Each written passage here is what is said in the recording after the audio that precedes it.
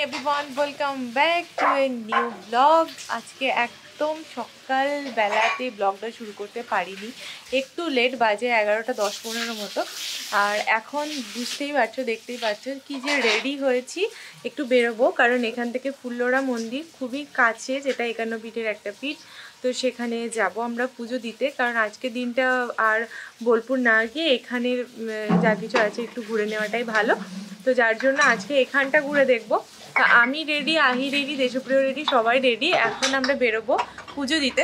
আর মাসি যাবে না, মাসি বললো বাড়িতে টুকটাক রান্নাবান্না আছে, আমি যাব না, মেসো একটু পরে, মানে আমরা গিয়ে ওখানে একটু শ্যুটফুট করবো, তার মধ্যে মেসো চলে আসবে, তারপর আমরা সবাই মিলে ওখানে পুজো দেবো।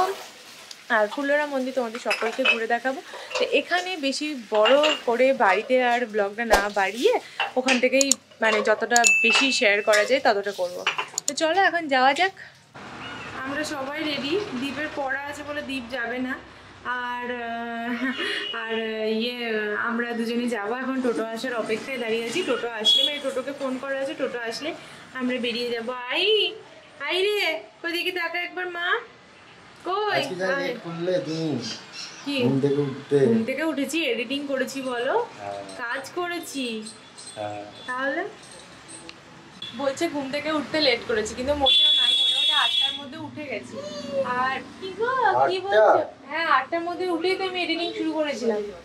8টা 10-15 যাই হোক, 10-15টা ধরো না, 8টা 10-15 মধ্যে উঠে আমি এডিটিং করে একদম শিডিউল করে রেখে তারপর এখন যাবো, কারণ এসে করতে চলে এসছে তো। হ্যাঁ, মাসিকে বলো, মাসিকে ফলগুলো দেবে মনের সাথে, এটা মিশু নিয়ে আসবে। তো শিডিউল করে রেখে দিয়েছি, এসে করতে লেট হয়ে যাবে, এডিটিং করে পোস্ট করতে হয়তো লেট হবে, তার থেকে কাজ সেরে নিয়ে তারপরে বেরিয়েছি। একটু লেট হয়েছে বেরোতে ঠিকই, কিন্তু তবু কাজটা তো শেষ হয়ে গেছে আমার। আর টোটো এসে গেছে, এখন বেরোতে। অনিশা গেল আহির জন্য যে ক্যাবটা, সেটা ফেলে চলে এসেছে, ঠান্ডা লাগবে বলে আনতে গেল। আর এখানে রয়েছে ফ্যাক্টরি, মানে কারখানা, হ্যাঁ ফ্যাক্টরি বলে, যাই হোক লোহার সমস্ত কাজকর্ম হয় এখানে।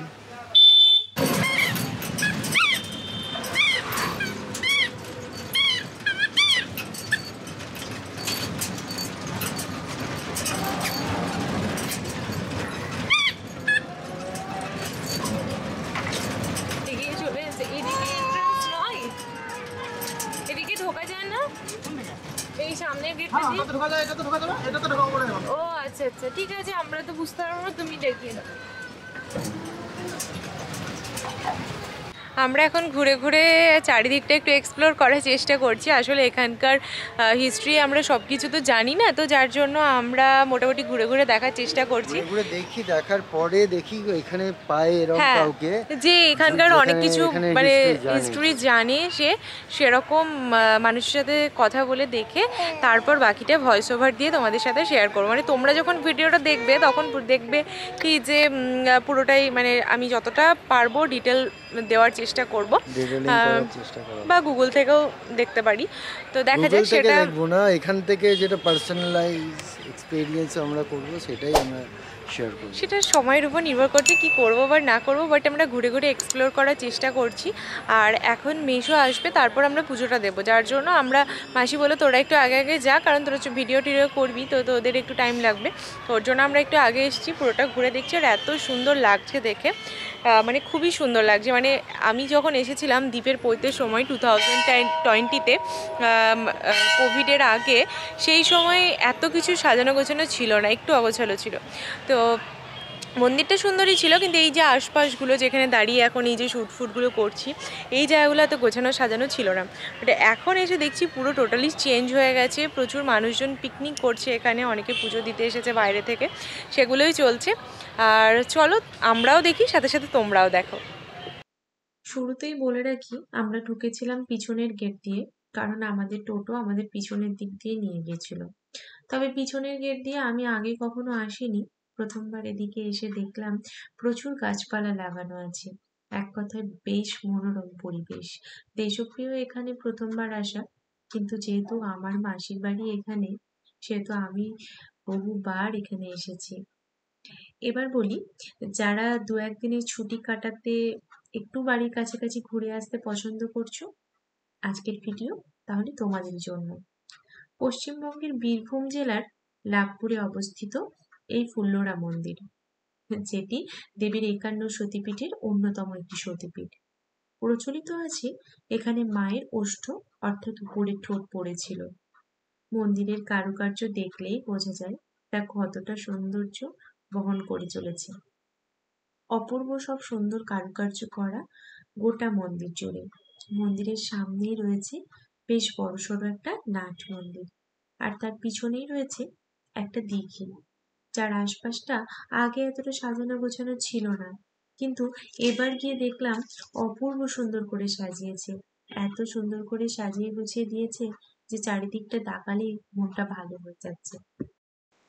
আর যারা এখানে এসে থাকবে তাদের জন্য তো আরো সুবিধে, মানে যারা গেস্ট হাউস নিয়ে এখানে 2-1 দিন থাকবে তাদের জন্য তো আরো সুবিধে।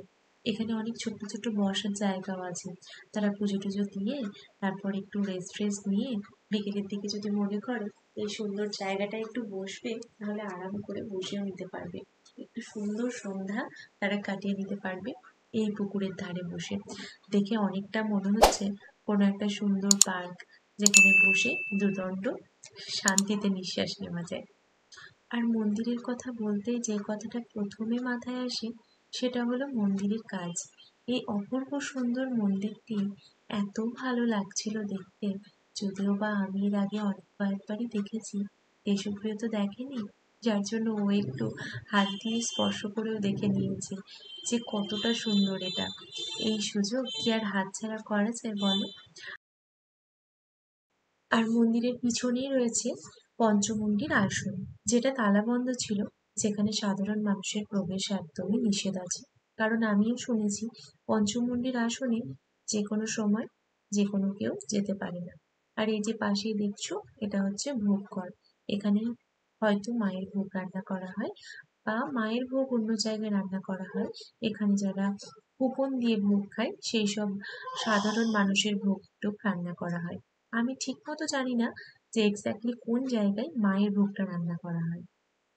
তো যাই হোক, আর এখানে সামনে মেসো দেশপ্রিয়কে বোঝাচ্ছে কোথায় কি আছে না আছে, মন্দিরে কোথায় কি ছিল আগে।